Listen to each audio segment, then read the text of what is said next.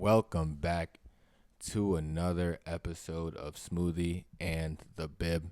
Before we get into our usual sports talk, I have an announcement and a question for my co-host, the Bib. First, the announcement. I'm the Bib. We are dropping an EP. We're not dropping an EP. We're dropping an EP. We've been in the stew, which happens to be the same stew that we're in right now. The stew.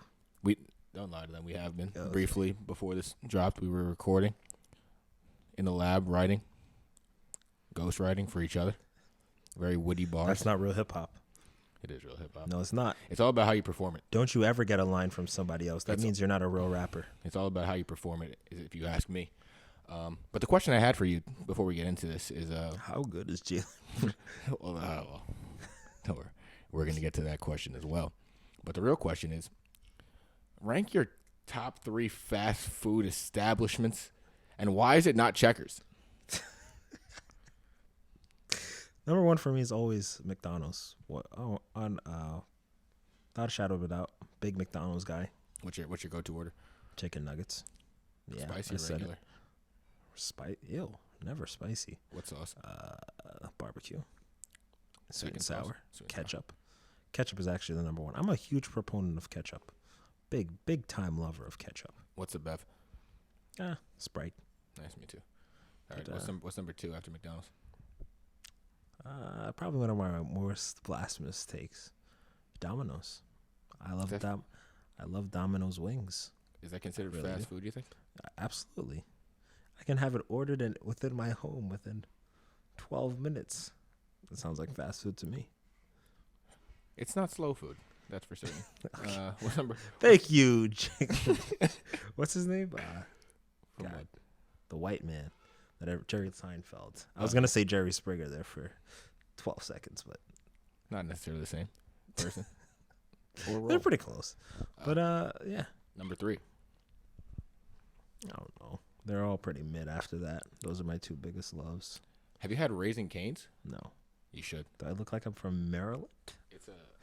I had it in Jersey. They opened one in Penn Station actually, but it's very similar to Chick-fil-A, but the food's a lot blander but cheaper. But they have cane sauce, which blows Chick-fil-A sauce out the water and carries the entire meal. What is it? What's in the sauce? What does it taste like? I couldn't describe it to you. Okay. I tried, but it's fantastic. I dip my tenders in there. I get 2 Texas toast. Dip the toast in there. Wow, Dip the fries in there. Throw a lemonade. It's become my favorite. 4 tenders, 2 pieces of toast, a fries, and 2 sauces for $12 and a lemonade. Wow. I've been to Penn Station 12 times. Yeah, Spent $28 on Checkers today. that's So what there's I'm that. saying. You go to Insomnia Cookies in Penn Station, and it's $14 for 1 chocolate chip. I guess if I have to rank my top 3 fast food, thanks for asking. I think I'm gonna put Cane's in there right now. McDonald's is always a staple. They always have the coupons, 20 nuggets for $5. So Don't know what's in them. Sounds like your bargain bin hunting. But I dipped them in some barbecue and some buffalo, and I try not to think about it. How do you feel about Subway? The Subway by my job is one of the worst run Subways, and Subways are normally pretty terribly ran anyway. And Just that one guy is back there. that one is markedly worse. So I've been on a bit of a Subway boycott, as they say, but I don't mind it. I've always wanted to try the Jimmy John's. What's the other ones? The other Mike's subs. Oh, yeah, whatever it is. I don't know. I'm not even a big sandwich guy as it is. They're really. I know you're a chicken tendies guy. We can see it on your face. That's why you're Smoothie and I'm the Bib. A bindi on a garlic hero. If you know, you know. All right, you're so New York. All right. Anyway, we're gonna hear from our sponsors really quick, and there they are because we have none.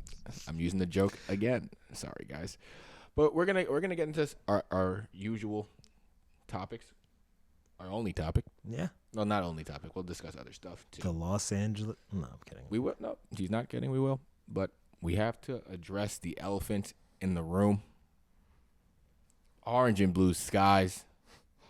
I know you Aren't heard they the always cheers. orange and blue? Well, they're very orange and blue today.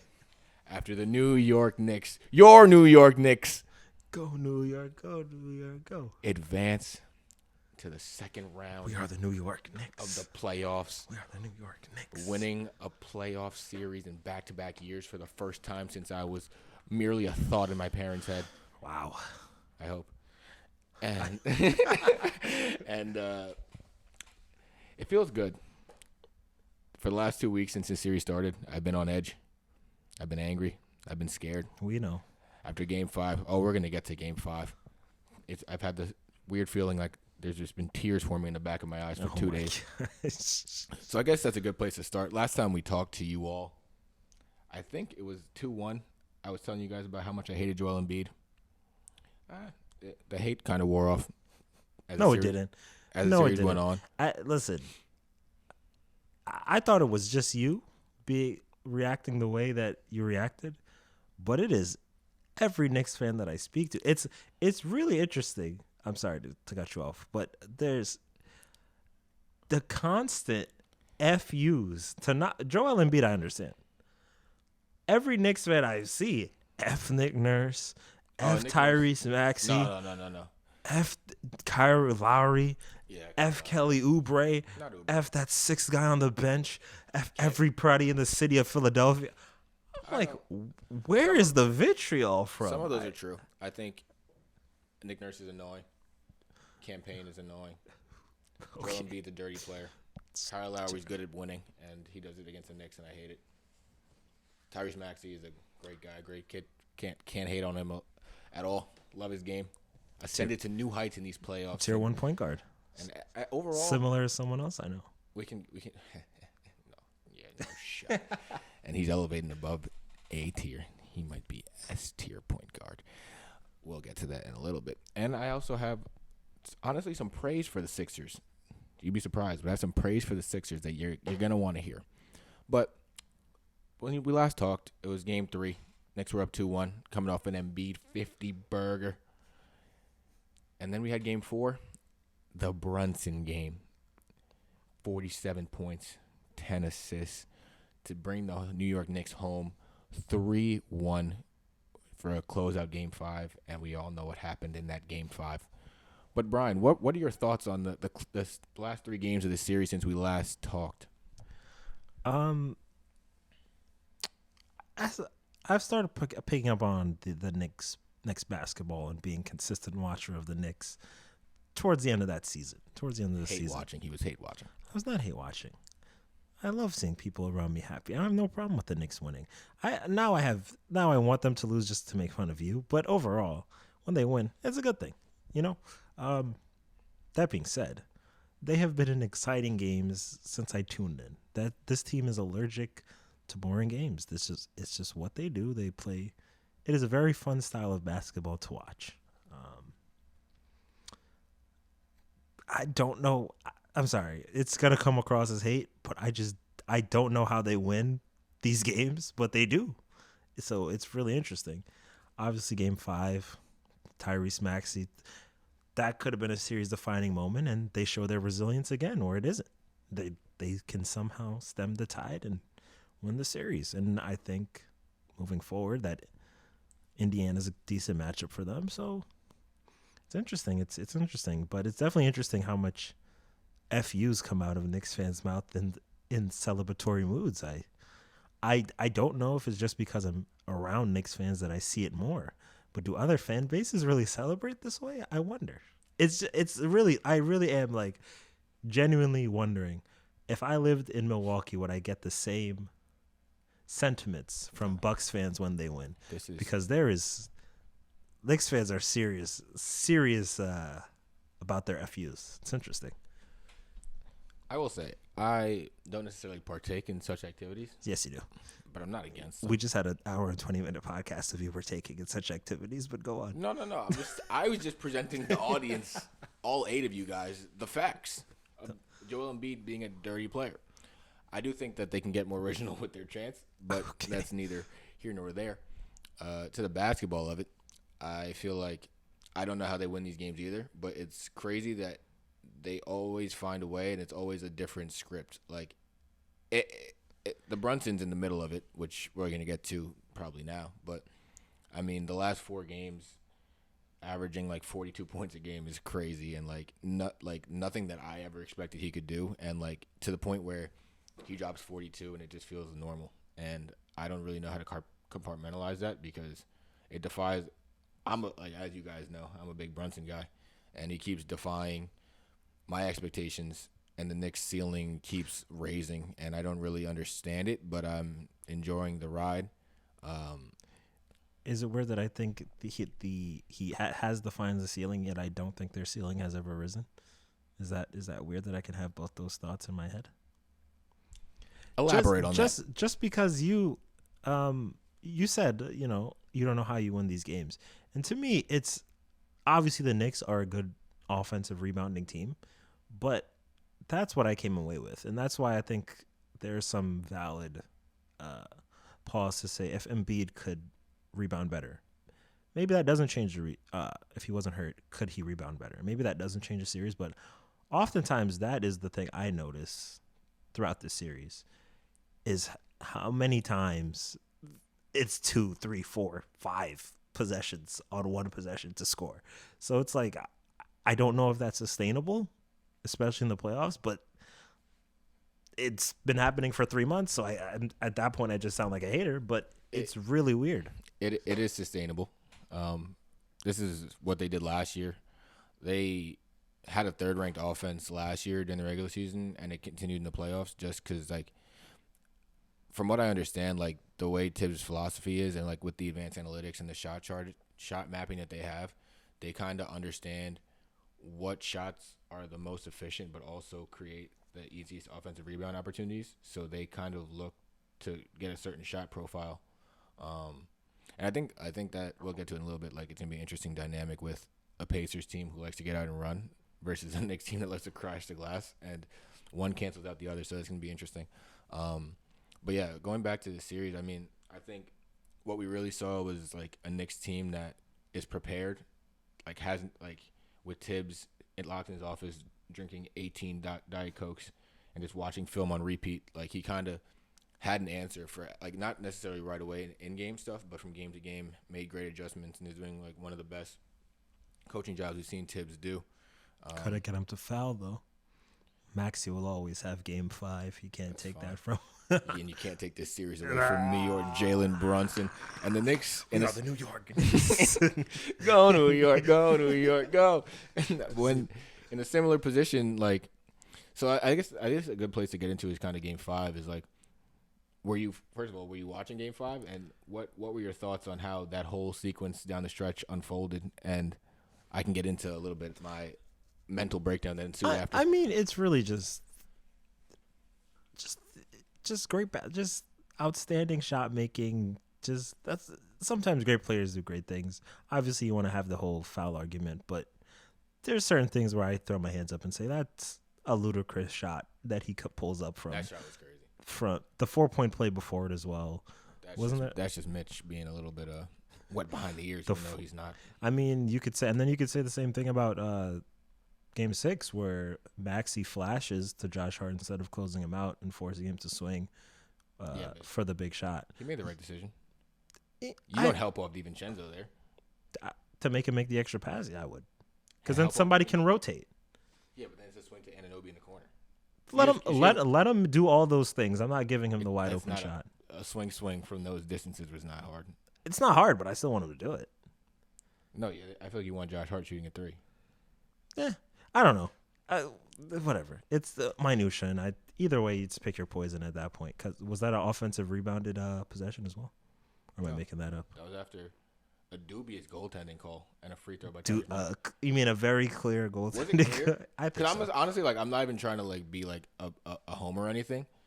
Like, I genuinely couldn't tell in the replay. So I was surprised that I guess they called it, they counted it on the floor, so it was hard to overturn from what I remember from the broadcast, but I really couldn't tell. So I wouldn't know which way they were going to go, but then I saw Scott Foster at the monitor, and I knew 2 points, Tyrese Maxey. The extender's in the building, but he couldn't defeat Jalen Brunson. Okay. He couldn't. Josh Hart, big-time shot after losing to J.J. Redick's 8-year-old, but it's fine. That was so funny.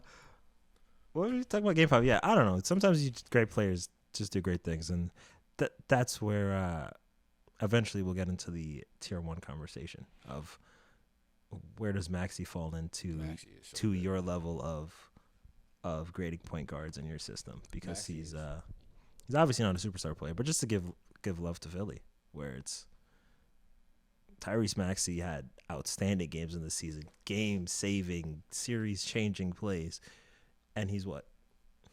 No idea. 24? Yeah. So I don't know. See how you can't put him in the tier 1 of point guards in the NBA and an ascending player. So I think it's interesting from like a Maxey perspective, just because like the level of shot making he displayed was so impressive, and I think like even though the Sixers lose this series and it's frustrating, first and foremost, I think like a healthy Joel Embiid completely changes that series, and the Sixers probably doesn't matter though. He's a superstar, so this will be looked at as a failure.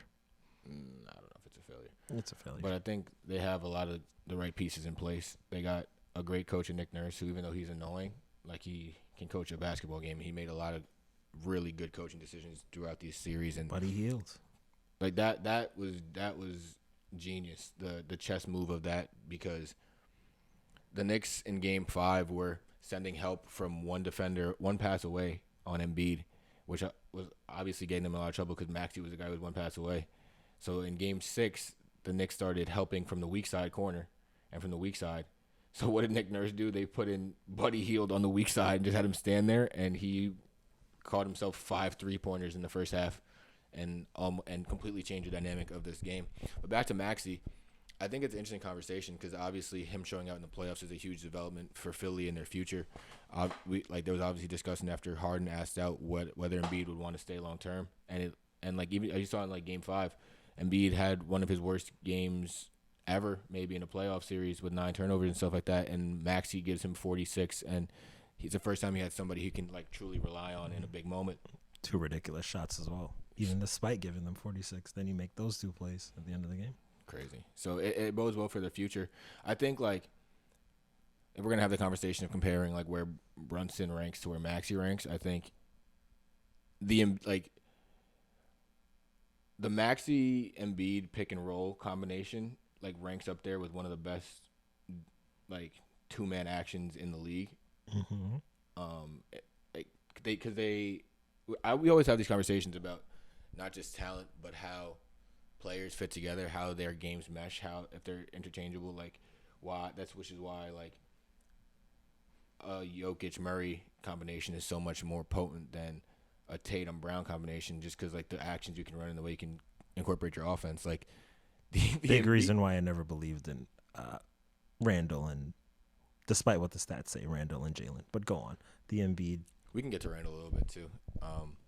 No, but like the Embiid Maxey dribble handoff pick and roll is like one of the most unguardable actions in the league. Even when you put a guy like Deuce and Anunoby in the action, or Mitch or whoever, like it's so hard to guard. He's so fast. The way he gets downhill, if he beats you to the right hand, it's over. The space he creates on the step back going left is ridiculous. Like we also saw some of his limits come up in Game 6 when they put DiVincenzo on him, and he basically was on him the entire game, like not letting him get any space and forcing him left repeatedly, and he kind of struggled in those scenarios. So, but he's young, and I think he has the right mentality, he has the right mindset. He seems like a great like human being first and foremost. So, I really respect Maxey, and I think Philly's in a good spot. The only 2 people signed on their roster next season are Joel Embiid and Tyrese Maxey, and they have an amazing head coach and infinite cap space. The rumors are they're going to go after Paul George.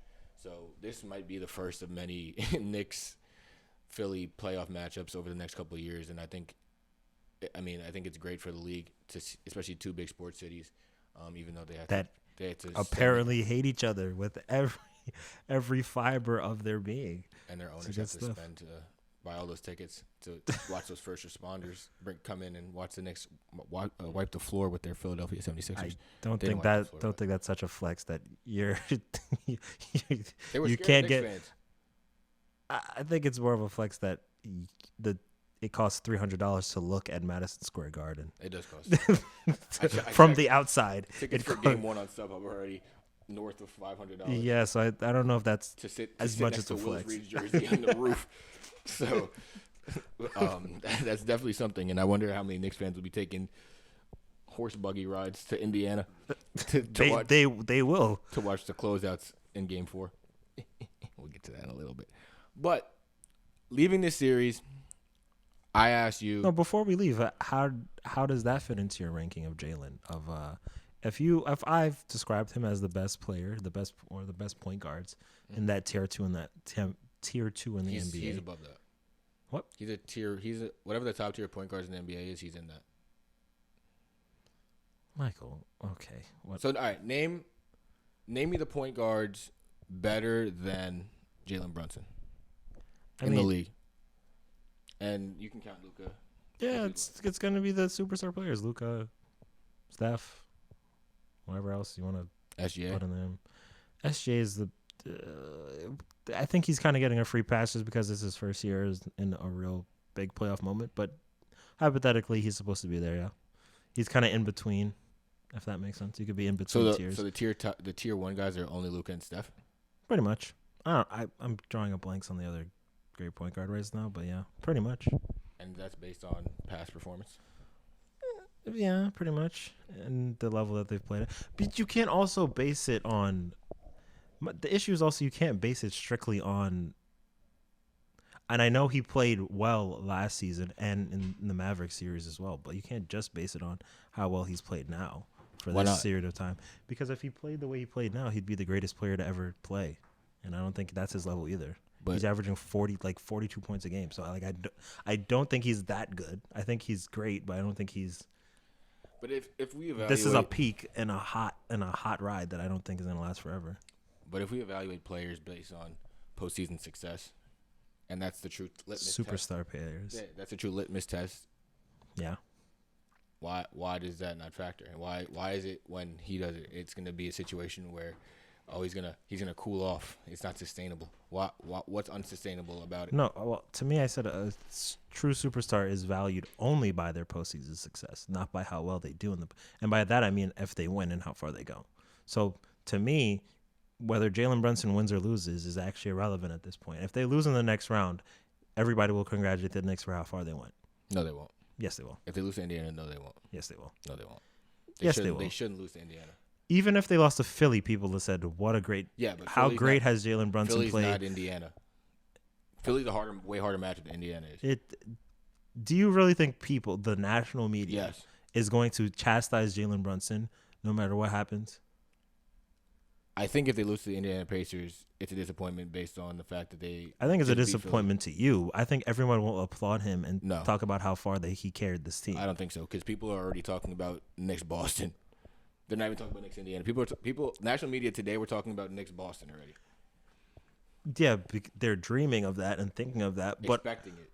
They can expect it, but I guarantee if it doesn't get to that point, They will not chastise Jalen Brunson the way that they would have chastised other players. They won't do that because they don't. Because deep down, not chastised, but it would be a disappointment objectively. Sure, it might be disappointment that they weren't able to beat the Pacers, but it was still a great season though. That's going to be the take. Other than, wow, you failed again, Joel Embiid. Wow, if Luka somehow finds a way to lose that series, it's not going to be, but you had a great season with Kyrie. It's going to be, that's another year that you've lost. Okay, so Brunson's leading the postseason in scoring at 36 a game. Outstanding. I don't think that's the player he is just because that would make him an outstanding, an all-time great player if he averages that in the playoffs. If he averaged 30 a game for months, and now he's averaging 40 in the playoffs, elevating his play under intense scrutiny. Why is it now? Wow, look what Jalen Brunson's doing, and not. But the cliff is coming though, because what do you think about the Indiana series? He's gonna like. No, I think Indiana's a pretty good matchup for you guys, just because they play zero defense. But unless hypothetically, basketball gods, if you're listening, I'm not looking past the Indiana Pacers, and please protect us with health. And good luck, and no Scott Foster. Please heal Julius's shoulder, or maybe not. Maybe let it be. In the words of John Lennon, let it be. Let it be. What does he have to do? I'm just confused. Because I would think averaging 40, dropping 47 and 10, the best single scoring output game in Knicks playoff history, which is, I get it. mediocre bar.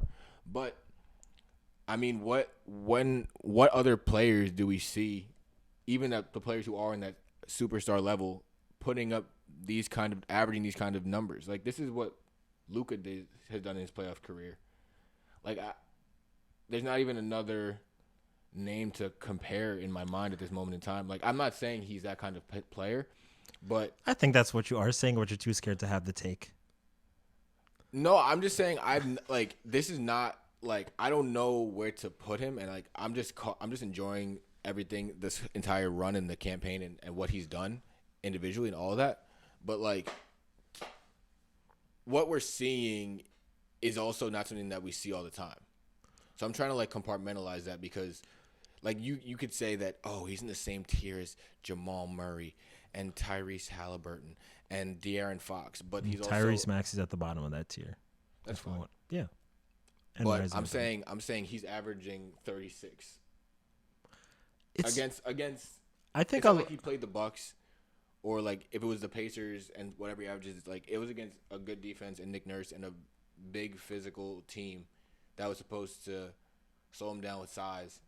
And he, after realizing their schemes after the first 2 games, averaged 40 for the next 4 games. Like, we don't see that stuff all the time in the playoffs. We don't. I think most people, especially me, is scarred by that Trae Young run. Yeah, but even Trae was not doing this. He got him all the way to the conference finals and pushed them to 6 games and was making the Garden awfully cold. So yeah, I know he really embarrassed Alfred Payton and Nerlens Noel and Reggie Bullock. You can say whatever you want, but it was an outstanding run that he had. So I think everybody's like, what am I seeing? But that's 1 year with this player. That's 1 year of. They didn't have another playoff run. I thought they did, but I could be mistaken. I thought they went to the playoffs again. They did, but like last year they lost in like 6 to Boston or whatever they did. Like, I don't know. It's like 3 years of a sample size with Brunson in the playoffs now. That's been like, he's been killing. Like, he averaged like 20 in that playoff run next to Luka. Then he averaged like 28, 29 over the 2 series last year, and now he's averaging 36. And I know that like there's no Randall, but like, considering he's the only shot creator, they're playing 7 people. He's the only guy who can really create his own shot. If like Anunoby can a little bit, like what he's doing, especially with Maxey averaging right on his tail, like for the playoff lead in terms of like 35 points a game or whatever it is, and Embiid like still average over 30. Like what Brunson just did was ridiculous. But doesn't that also speak to maybe why his stats are the way they are? Is that he is their entire offense? So maybe it factors. So that I understand that you have to, the level that you have to play at to still get the stats, but you also are having the opportunities. Of course, you get good the opportunities. Game, bad game doesn't matter. But dropping 47 points on 18 for 34 shooting, 52% is still like. So why do they keep running drop coverage against Jalen? I get that's like the only in-depth basketball knowledge I have. But they're not, as a casual observer. But just to see him come off a screen and somebody standing in the paint, it just gets me so frustrated. They varied their coverage. There was a lot of drop. I need it to be 90% not drop coverage. That's what I need. Yeah, but it's hard. It's hard to do that because, like, the other alternative is playing at the level of the screen and kind of like aggressive hedge. And when they do that, like since he's gotten so much attention this year and he was like one of the most blitzed players in the NBA, like the Knicks are so comfortable with that slip pass to Josh Hart, slip pass to Hartenstein, and like using his Brunson's gravity to create a 4-on-3, and then you get the cuts and the weak side threes and all that good jazz. Maybe this is why I'll be a terrible coach, because you're gonna have to beat me with that 4-on-3. Sorry, they did, and they got picked apart, so that's why they stopped doing it. Okay, well, I would have kept doing it. Maybe I would. Yeah, but that's just not. Still would have lost the series, but I'm not losing it with him scoring 47 points on drop coverage. I'm sorry, but that's the position that he's putting you in. That's like the way, and especially like the way coaches have talked about him and how to cover him, and players talk about how to cover him. The way that people were guarding him the second half of the season was the way that like they guard Steph Curry. Like literally, like, and I don't really understand how it's gotten to this point and the Ascension, because like I didn't even believe that it can get to this point. But like, is there anything he can do in this playoff run to change your perspective of where he ranks currently? Probably get to the finals. Probably gets to finals. So if he goes, But it's also, I also hesitate to do that. And it's gonna sound like so condescending, but like if you're going to elevate him to that status, that changes like how I view the entire franchise then, because then like it's no more like, oh, we have great players and we're developing and we have picks. Then it's like you have all the young players are gone. The Knicks championship then window opened when they traded for OG Anunoby. It doesn't mean that that's like that was the first step of it because the kids are gone, but the years of being like, oh, like a first round exit, like moral victories are gone. Like the expectation is to be from the next 4 to 5 years is to be at least where they are right now and beyond. Okay. I still think there might be a veil on like people who aren't Knicks fans of where exactly to place them. So I don't know if I have them at that level of these are like legitimate NBA championship contenders. And if I elevate right Jalen, well, I mean, once you elevate him to that superstar level, then that's what you are. And then I need you to be all in. Oh, like, all in. Brunson's like a superstar. Lakers all in. Like no picks for the next 3 years all in. That's what I need. Well, if that's the level, I mean, if you want level them, of player you have, if you want them to throw away their future and that's what you do when you have that guy. You throw away the future because this is the window right now, and we're throwing everything and we're pushing it all in. But that's how you win the championship. Yeah, but doing so in a responsible way, unlike the Lakers, who just kind of won a championship, who lit them on fire. No, but they made moves afterward. I mean, they still have like one or two, but but I hear you. So that's kind of my thinking is if you but really, but it's also that comp of the Lakers is a little different because of the new CBA and the way team building is now. Like where it's going to be a situation where most teams have to have 2 stars and build their team out from that kind of direction. So the league's a little different from when the Lakers made that trade. That being said, like I think that Brunson could be the guy on a team that wins a championship. And you made that pretty clear. Yeah. I think that he. I won't lie because I'm starting to believe so too. There was a point in that at the beginning of the season where that was like I would have swatted you away for believing that. But at a certain point, he's done it this many times. Where like maybe he really could. Yeah. Maybe your maybe is probably stronger than a maybe, but. And I'm like, okay, maybe he actually could do this. Maybe he really is that good. And I've gone from he's not that good to a maybe.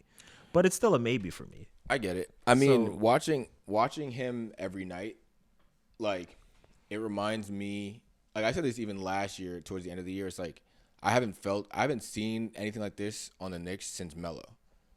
And, like, I think he's done more already in this 2-year span in totality from a culture standpoint, from a sustainability standpoint than I've seen from Melo. Like, it sounds crazy because like Melo was my guy. Sacrilegious to the Melo. I love Melo. To the Melo action figure in this room. Take that back right now. I have one? Oh, I do. Take that back right now. Shout out 7 p.m. in Brooklyn.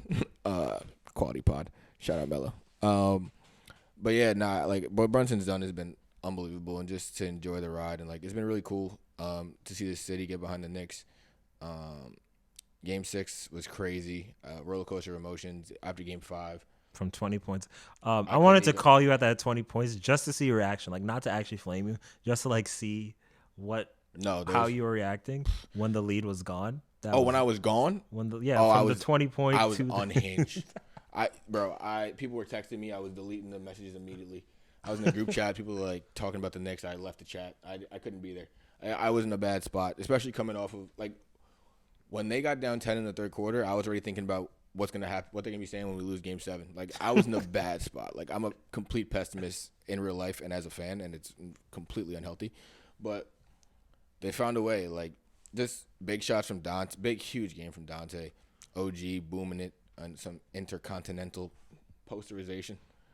I refuse to call that man. I only call him Augua, but I don't know if that's the correct pronunciation, but Ananobi. That's what I'm calling him. With the amazing dunk. The Knicks have to hit their free throws. That's pretty funny. But Brunson, I can't believe Josh Hart hit that. I can believe it, but like it was he's shooting that. Oh, he's depositing and that. It's like the perfect like moment because if you remember the way last season last season ended, Game 6 in Miami. Brunson, the Knicks are down 2, about 15 seconds left. Brunson doubled on the baseline. Josh Hart's wide open at the top of the key. Jalen looks at him, looks him off, steps through, throws a Steve that goes behind Julius Randle. The Knicks lose. And there was just a screenshot going around the whole offseason of just Josh Hart wide open with his hands out, waiting for the ball that never came. And it's so fitting that a year later, Brunson makes the pass, trusts his bro, his co-host, and he knocks it down. And Josh Hart is quickly ascending to like Knicks legend status, just from last year's playoff run to what he's doing now, and like just embodying what the city does and who we are as New Yorkers. I mean, Brian can't relate as a Lakers fan. What? But the energy is great. I mean, I love the energy and like how happy people are. That's fantastic. But it is very New York, so I enjoy it. But I'm sorry. Again, maybe it's just not understanding. As the bib, I'm the casual fan on this podcast. Mike's the more in-depth fan, the credentialed fan, as they say. So it's just not understanding maybe the advanced metrics that he likes to refer to. But I cannot believe Josh Hart can consistently get 17, 16, 15.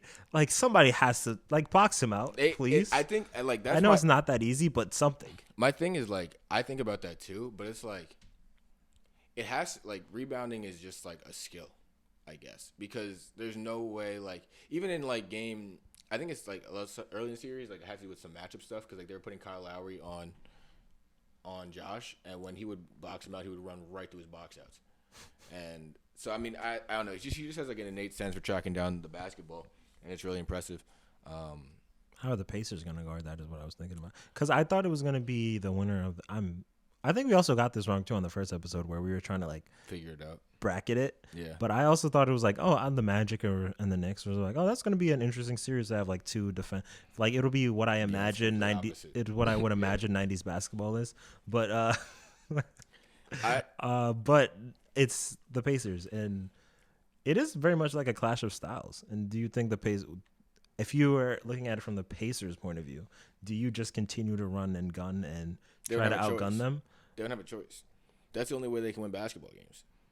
And Tyrese hasn't played well for 2.5 months. And that's my thing is obviously if you look at so we can move on and kind of talk about that series really quick before we talk about Brian's Los Angeles Lakers. You don't have to do that. And how the bib has been selected to be a candidate for the next stage of interviews. So no drop cover for the game.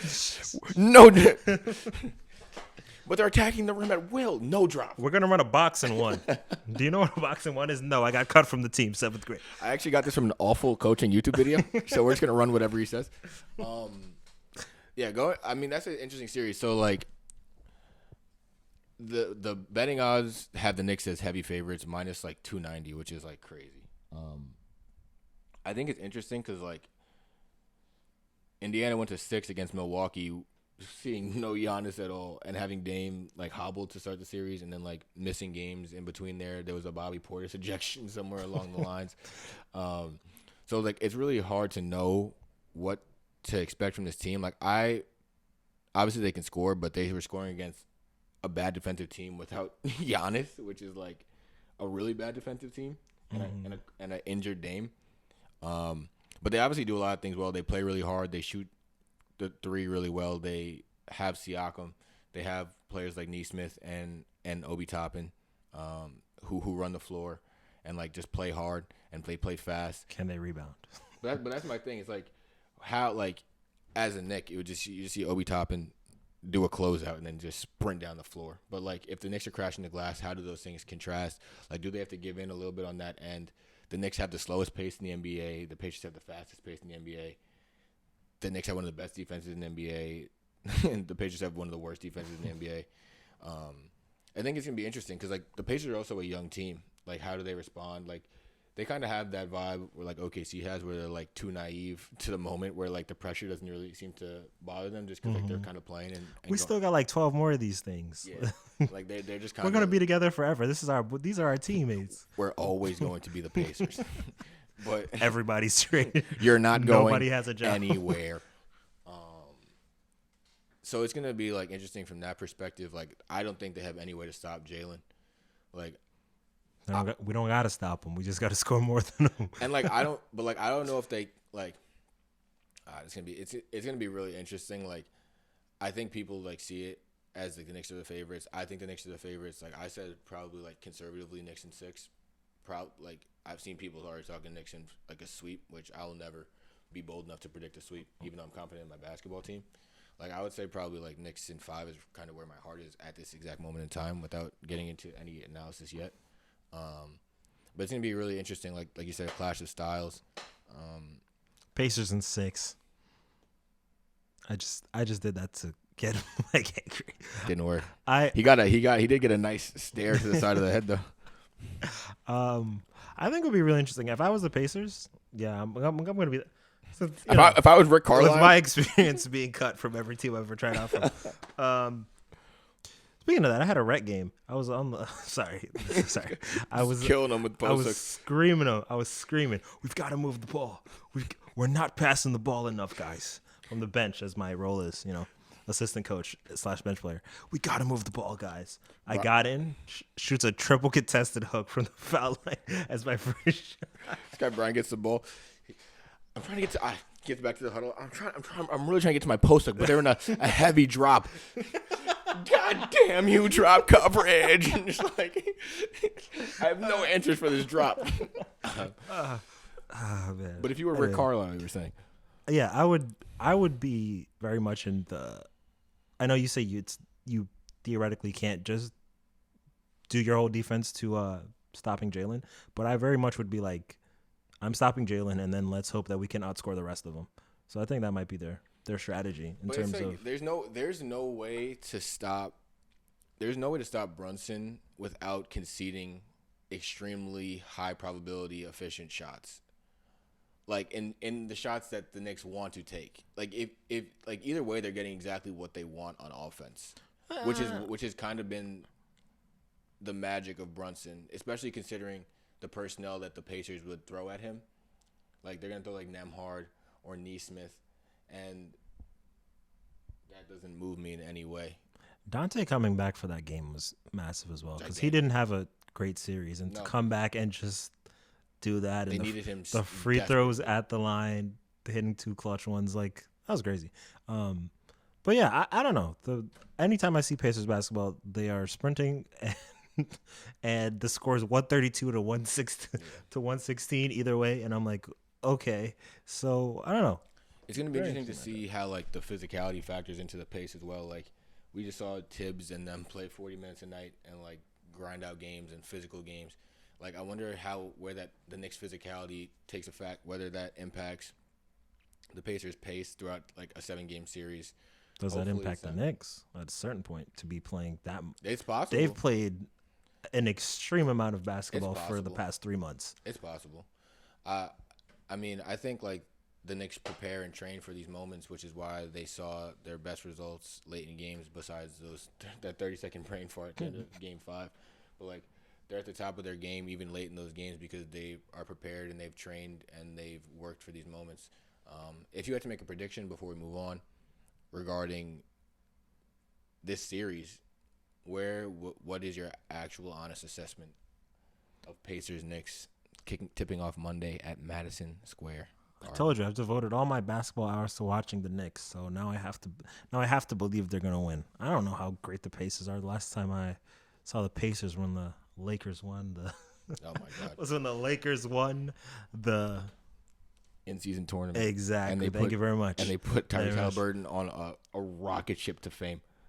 Thank you very much. And that's played well since. One more chip than the. Sorry, but I don't know. I really want to see Game 1 before I get to see, but just to be contrarian, I'll say Pacers in 6. But I do think the Knicks. I do think the Knicks are. This is a good matchup for them. So to crash the boards and play the game where they want, where they get to shoot 7 shots per possession and one of them goes in eventually. That's a pretty good. That's a pretty good strategy. The Knicks are rebounding. I think I saw 45 or 50% of their misses in the playoffs. I don't even know how that's possible. It's not even. That's part of my concern about the team.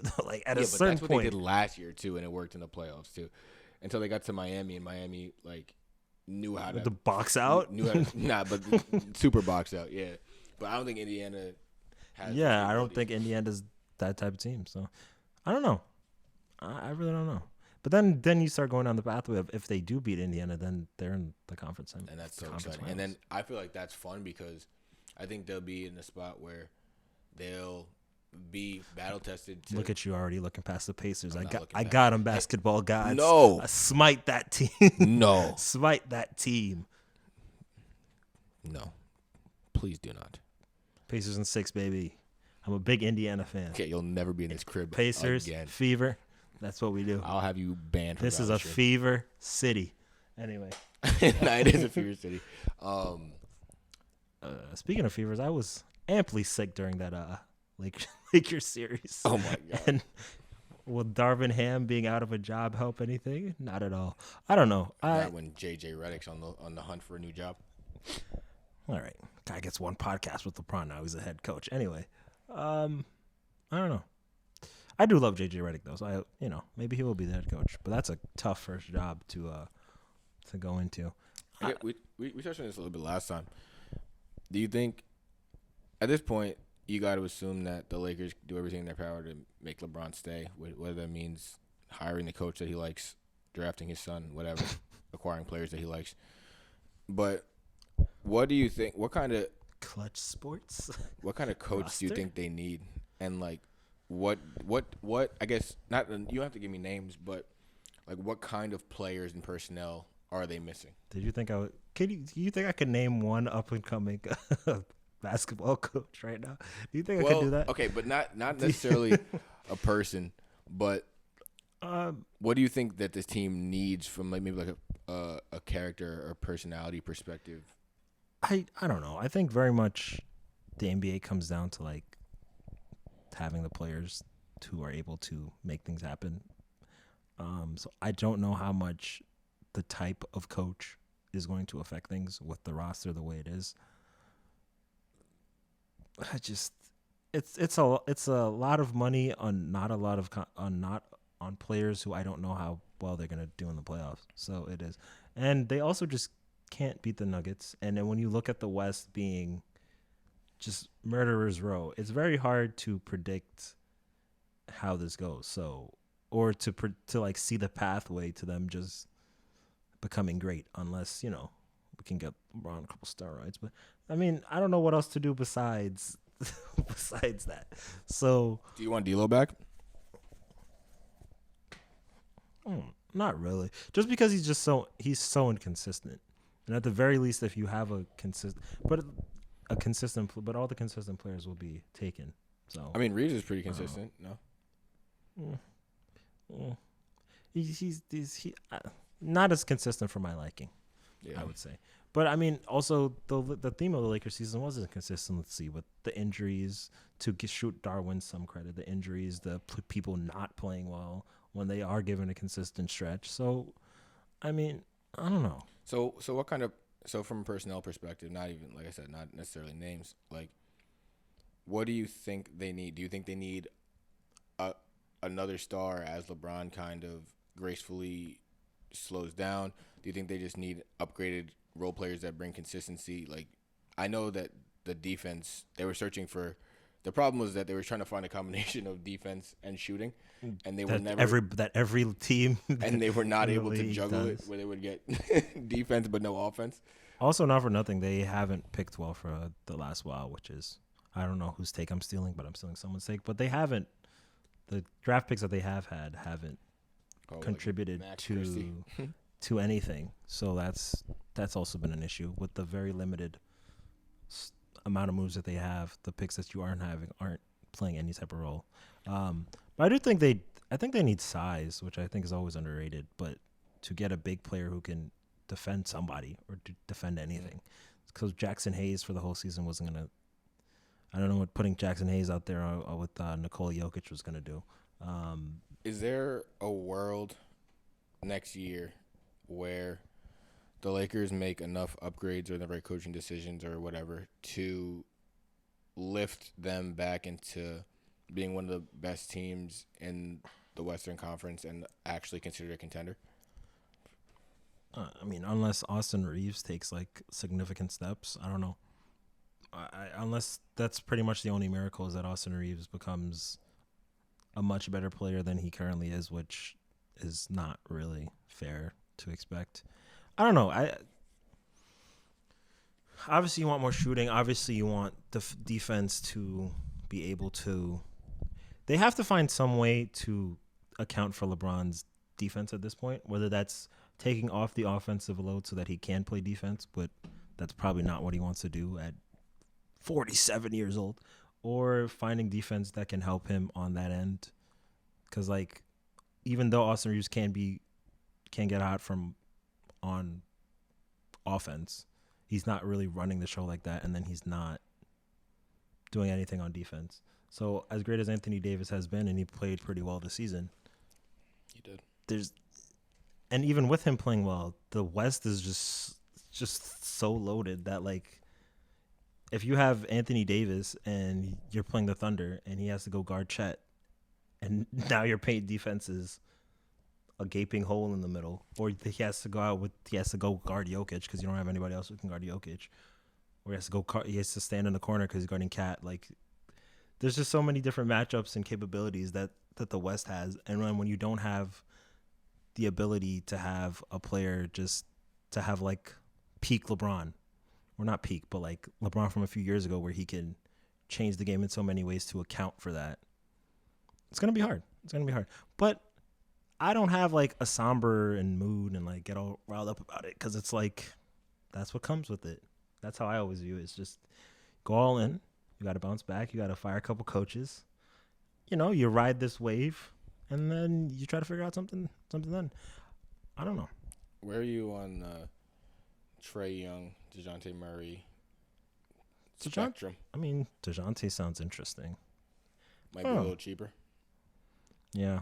And But brings the defense, runs the show. Yeah. I don't know if you could have. You have to move Reeves. You get Trae Young, because you can't play them at the same time ever. Why not? You don't think You better score 180. It better be the Indiana Pacers 2.0. Listen, man, we got an in-season tournament trophy. So what more do you need? Really, when you think about it, what Mickey more Mouse, do you need? And then the in-season. Stop trying to disrespect our championship. I'm just holding up a long-running joke. I don't know. I would love to.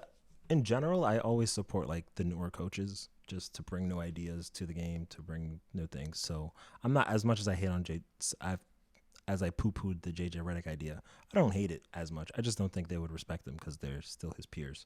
I think JJ has to coach a young team so they can not have been in the league, if that makes sense. I feel the opposite, though, because I feel like JJ is like one of those likable figures, and like his resume speaks for itself in certain ways, and I think he has like and plus like it's more like so like him and they're LeBron, gonna be potting. Him and LeBron having that respect. I mean, yeah, I think. So here's why we lost to the Phoenix. I was thinking about that too, because it's like, does JJ want to start coaching and then have to step away from all the media stuff that he does, like ESPN and broadcasting and old man in the three and mind the game? No, he's coaching 8-year-olds. That's what he likes. He's preparing. That's what I'm saying. I don't know. I would love an innovative younger coach. I don't know who that is, and I'm just drawing names out of that. So, Johnny Bryant. But the fact that you actually know New York Knicks, the coach, not because he's the Knicks, but he has been mentioned in some other stuff.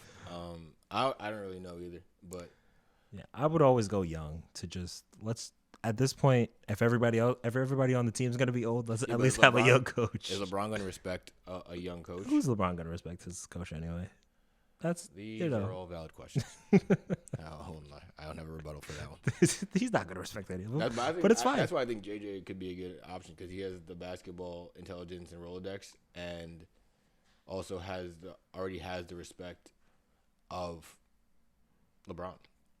I don't hate it, but it's how do you retool this roster? How do you get a defensive big? How do you get consistent shooting? How do you get some form of playmaking? How do you get some form of defense on the wing? Like, there's just a lot of question marks. There's a lot of that's what I'm saying. There's a lot of question marks, but I don't know. It is what it is.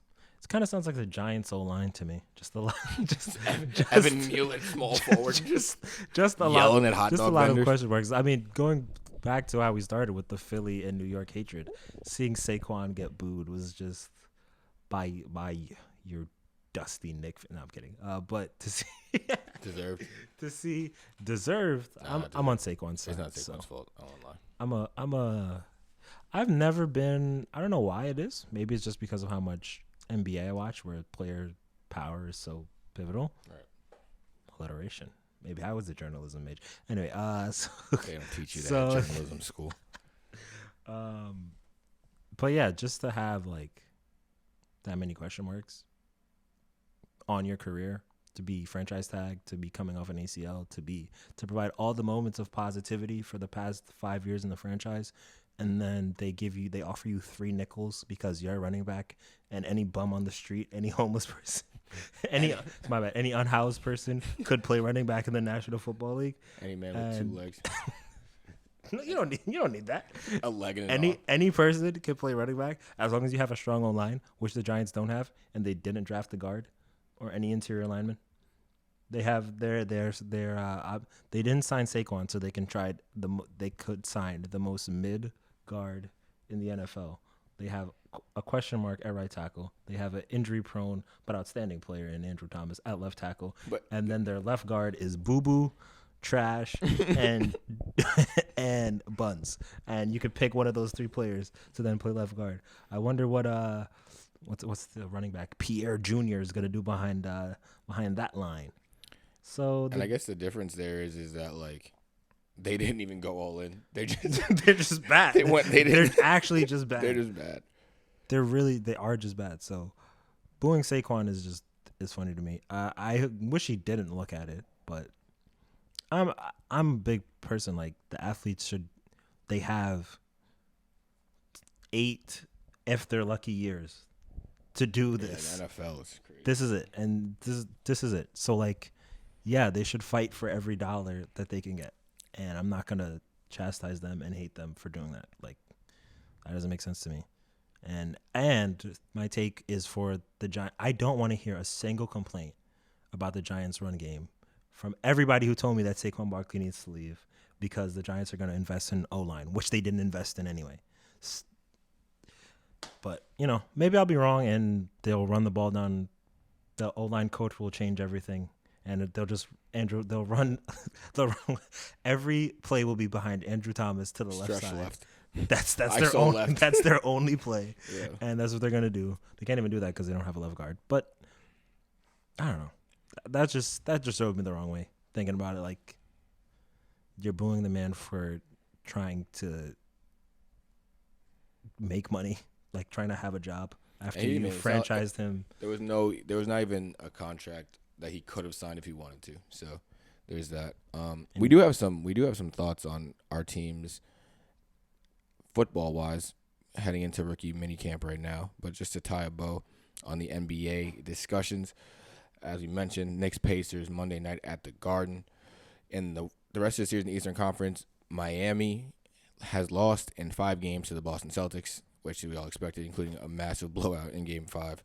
So Boston is currently awaiting. As we're recording this, we just watched the Orlando Magic force a Game 7 against the Cleveland Cavaliers.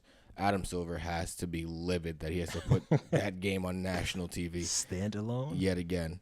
So there's that in the East that's going to be interesting. I mean, either matchup could be pretty interesting against the Celtics. I kind of want to see Orlando with the defense because it kind of gives me insight into like what a Knicks series could maybe look like, just from a defensive perspective. God, you keep looking past these Pacers, man.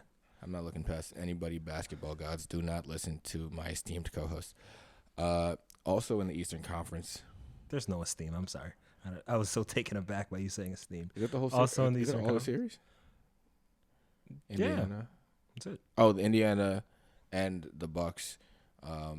The Pacers took that in 6 games. Giannis did not play at all. Dame was in and out. Oh, Patrick Beverley beaming basketballs at fans. Real quick, what are your thoughts on him hitting that woman in the head with a basketball, getting the ball back, and firing it again? Patrick Beverley is a funny guy because you want to root for him because he does have like an inspiring story, and being able to do what he did in the middle of Latvia to get Get to the league. to get back to the league. It's like it really is inspiring, and his size and to be committed to like. It's kind of like when you see Scalabrini. Have you ever seen these clips of Scalabrini? Yeah. Where he just talks about like just like finding his niche and like I wanted to play in this league as long as I could, and like I didn't have whatever. I wasn't gonna be KG, but I could be on the team with KG, and like I was gonna devote my effort to that. Like that's Pat Beverly's story, but he also has like the next 5 years are mine. The last 5 years was yours, Steph. The next 5 years was mine. And he also has That's a crazy he quote. also has throwing balls At women. at random fans. So it's like I don't know how to end. I heard someone on a show I won't mention today say that he should be suspended for a year. Okay. That seems a little bit hyperbolic. But I mean, there's a decent suspension in there. did you see certain. Draymond's clip? Well, he talked about it? Yeah, he's Oh like my days. he said like, Pat, man, I know what you're doing. You gotta go. The Spider-Man meme. My favorite saying, the pot calling the kettle black. Yeah, that's what it was. This guy Draymond needs to stop potting, bro. I mean, I hope it wasn't AI, but it seemed to be pretty legitimate that this guy was really saying you got to calm yourself down. He said you're like the kid at the end of the game who takes his ball and goes home and nobody can play, which I didn't really understand that metaphor either way. He was saying like how he handles losses, I guess. But yeah, I don't know. Pat Bev is loved and hated, I guess, is kind of how he's always described. Love to be on your team, hate to play against them, but like also love his story, but also I guess having that edge that got you there is also the edge that is cutting everybody around you and making us not want to be around you. And obviously, like, we don't know the full story of what was said, but regardless, it's just you can't do that. I think there were some reports that they said Cancun when they broke the huddle.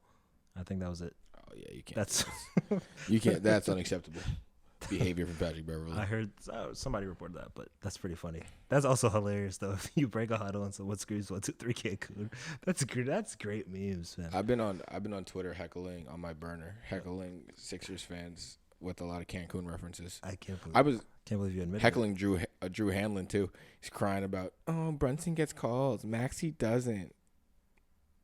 Sucks. You have a whole offseason to work on it. Figure it out.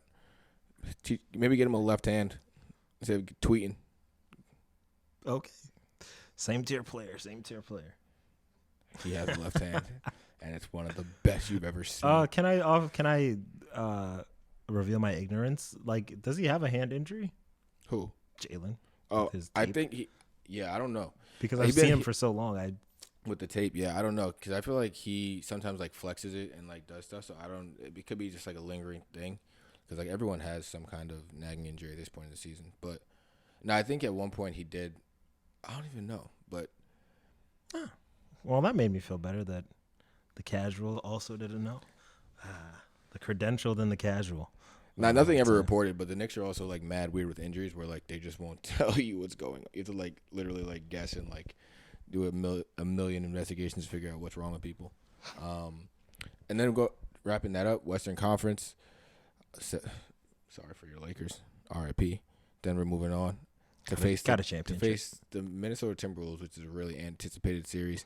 Big series for me. It's going to be crazy that, like, if Ant finds a way to win this series, how quickly he'll elevate into a tier of player that's crazy to have, like, to knock off KD and then Jokic in the same year would be insane.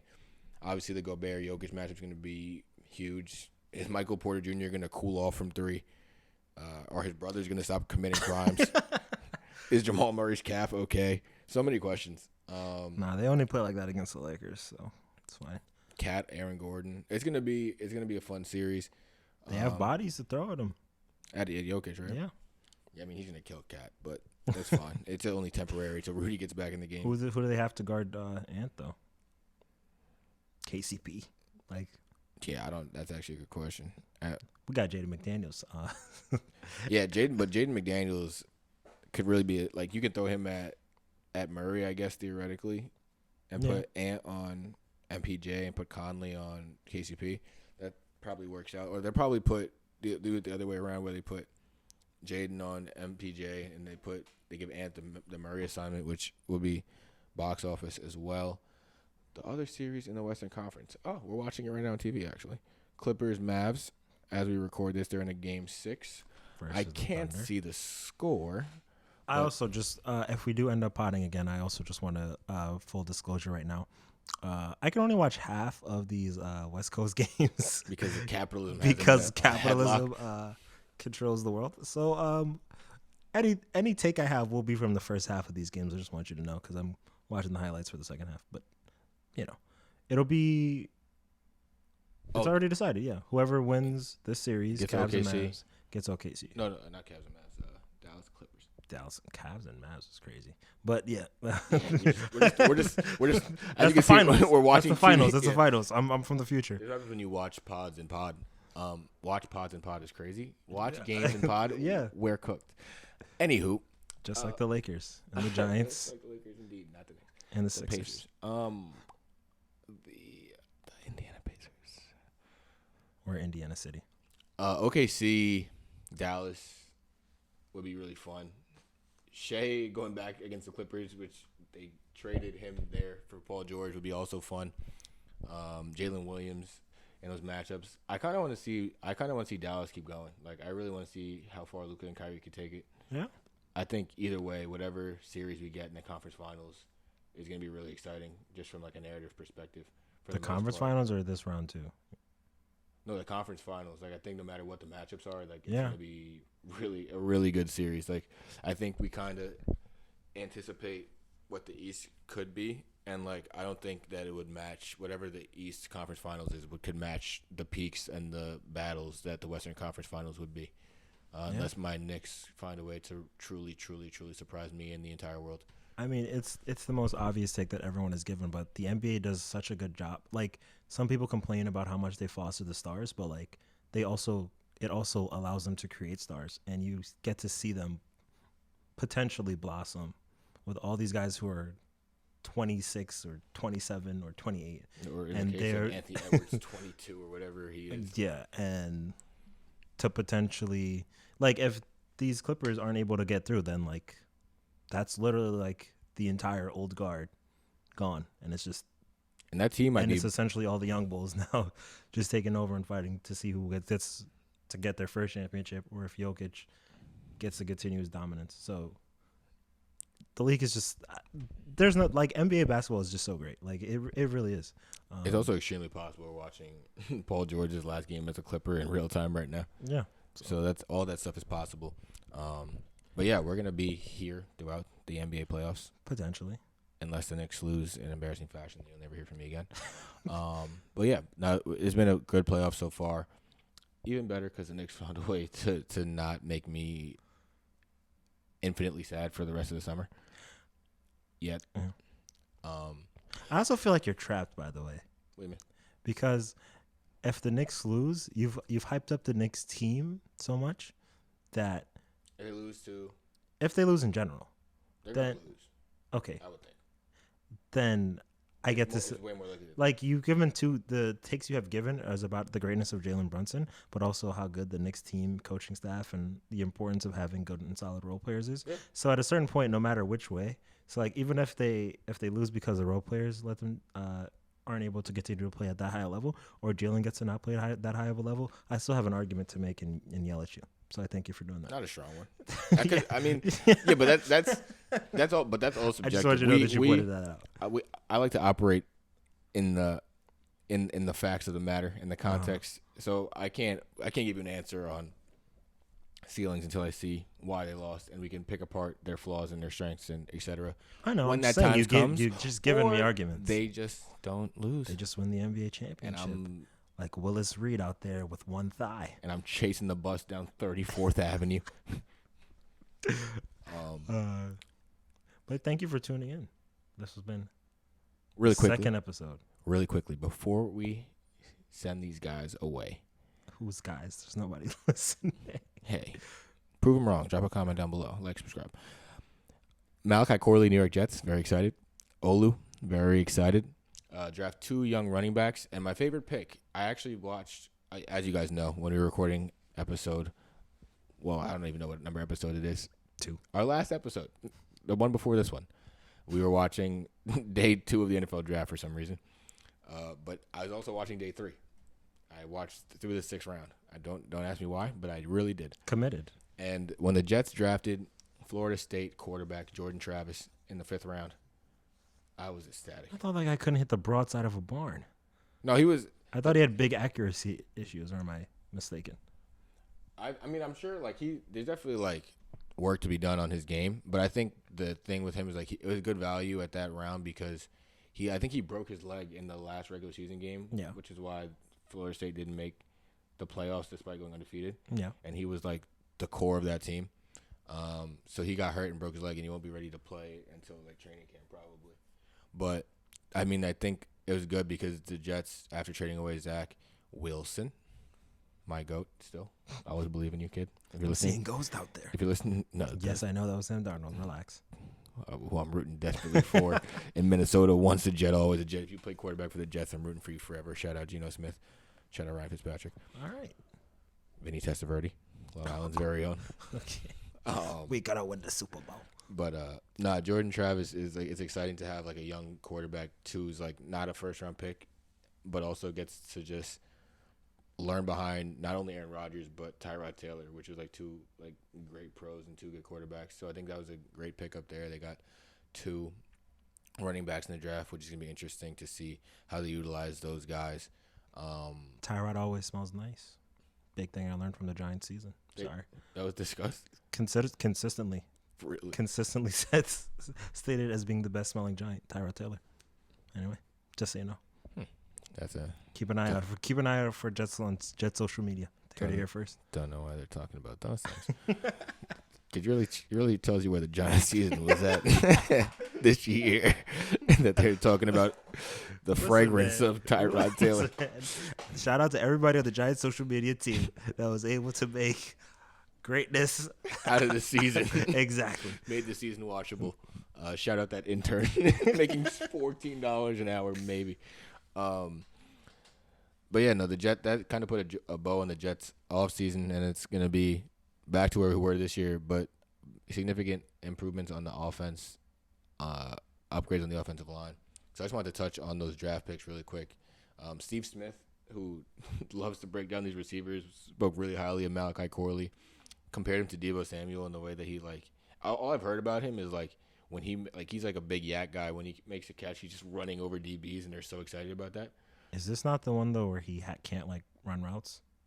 Or am I bugging out? There's one of those guys who they've consistently talked about being the greatest yak guy ever, but then they're also, I watch a lot of draft coverage, but they're yeah, but he also can't run any routes yet, so it's only screen passes. I believe that was Malachi Corley, but I'm not sure. If I'm wrong, then I'm wrong. This is the first I'm hearing of this. I'll be frank, and I will be scouring the draft. Nah, as soon as this podcast is over, I will be watching him run every route imaginable to see how well he does it. But no, it's exciting. I mean, you put a guy like that with Garrett, and hopefully Mike Williams is good. Do you have any I know you just went on a Saquon rant that you've been holding in for several months and said to me several times via text message. Okay. But do you have any other Giants thoughts at this point in time? I hate the corner pick. Who did they draft in the second round? Why am I blanking? Safety. Right? Oh yeah, Tyler Nubin. Minnesota. Yeah, Minnesota. Supposed to be a playmaker with terrible athletic profile. Whatever. I don't know. Instead of paying Xavier McKinney. But, I mean, Xavier McKinney didn't seem to want to be here anymore. So there's that. But I don't know. It comes down to neighbors. The Giants don't have talent at a lot of positions, so Neighbors is supposed to be this blue chip guy, and everyone is talking all the draft and watching him.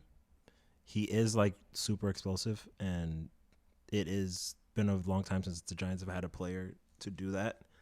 But I don't know. I feel like Jamar Chase is a different level, and that's kind of what they've been comparing him to. So I don't know. And Jamar Chase also has Joe Burrow throwing him the ball, so I don't know. It really depends because the thing with Daniel Jones was at a certain point he was a ridiculously accurate deep ball passer, which most people wouldn't have think. When they think of Daniel Jones, they don't think of him being good at throwing deep passes because 4 coaching staffs beat it into him to 4 coaching staffs alone is very telling. I think it is. It's 4 or 3, but so that he's kind of lost that, and so coming off of ACL, how does he do that? And like people talking about Drew Lock being in maybe QB1 is just Drew Lock is not okay. I'm not out on Drew Lock fully. I mean, like, okay, I'm very out on Drew Lock. Drew Lock is going to be a backup quarterback. There's nothing wrong with that. That's who he is. That's not a bad backup to have. Especially probably going to need it as QB1. Daniel Jones gets hurt many times. It's such a big question mark. I mean, it's also he'll get a couple hits. Don't worry. I just hope Drew Lock knows how to see what's coming from his right side as the turnstile. Evan Neal looking back. Drew, watch out! Micah Parsons. Oh man, I might flip some burgers. Screaming off the edge. But I do think that having that kind of like weapon for Daboll to scheme around would be really big, and like a lot of the creative stuff that he can do. And I think we talked about this last week though, about how I feel like his ability and his talent and his like versatility will open up so much for like that's like when you talk about players like who have a specialty, like now you have Jalen Hyatt going like doing like all like we talked about this, but I think it's gonna be good for the offense. And then I also liked Theo Johnson from Penn State, tight end, big body.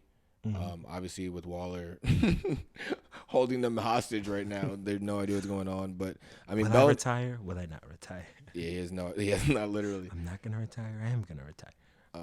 Because Bellinger 2 years ago was really good. I actually love Bellinger.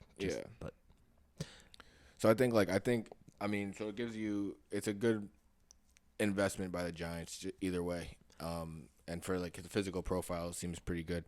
So I mean, I think if they can just protect Daniel Jones a little bit. That was a funny one. The Giants are where I am with the Lakers, where you can try to plug as many holes as you can. There's still a lot of holes. Even the draft class, even with him taking a cornerback in the 3rd round when there was offensive linemen that a lot of people liked on the board because we don't have anybody in the cornerback room. So he had to take a cornerback with 0 productions, with like almost 0 ball production, who is probably going to have to play the nickel. And we still don't have corners. There's something wrong with that when you don't have an outside corner. Deontay? He's one corner. Everybody go Terps. He's also the only one, and it's his 2nd year. So I don't know. The thing is with the draft is these players are not going to play an impact in this first year unless you're the 1st or 2nd round pick. Once you start getting to 3rd, 4th, 5th round picks, I don't think that's true necessarily. They don't always. I just don't think that like across the league there's so much going on every weekend and every Sunday that we don't get to see that. But there's stories all across the league where rookies, no matter where you're drafted, are contributing. And like, for example, Puka Nacua. There's also rookies that aren't doing anything. Of course, but that's as someone who's watched the Giants draft a lineman in the 4th round for 6 years in a row, and then they get out there and lineman. Oh no, lineman! If you drop in the 4th round as a lineman, it's probably for a reason. There's other positions. Oh no, Daniel's been sacked again. Almost. Oh no, he's fumbled another time. Oh my God, he just got up and he's stumbling down the field in Dallas. Oh my gosh, he's fumbled again. It must be his fault. He's holding his neck. Oh no, Drew Lock's throwing a pick. Anyway, he's listening to Fresh Out of Compton. Can you just before? I think we should actually wrap now. Since we are. But did you hate that Penix pick as much as the national media did? I don't hate it. I mean, I'm always gonna root for black quarterbacks. Okay, but I don't think I hate it. I just think like it. I guess it is a little bit of poor planning, but I do think that like if you went through the process and you scouted all these players and you're convinced that Penix is the best pick there, I'm not mad at it because like I compare Kirk Cousins to like Jimmy G in the sense that like at any point in time, a team will give you a 2nd or 3rd round pick for Kirk Cousins. You know what I mean? Like he's above average starting quarterback. He's a very good quarterback in the NFL, and you can trade him at any point in time if he continues to play anywhere kind of close, which we expect with the weapons that he has in Atlanta. Like, you can get off that contract at any point in time. So if Penix develops and is ready to play, you can move Kirk at any point in time. Like, I think it is bad planning, but I also don't think that if Penix is who you think he was, if Penix is who you think he is, then no one can criticize.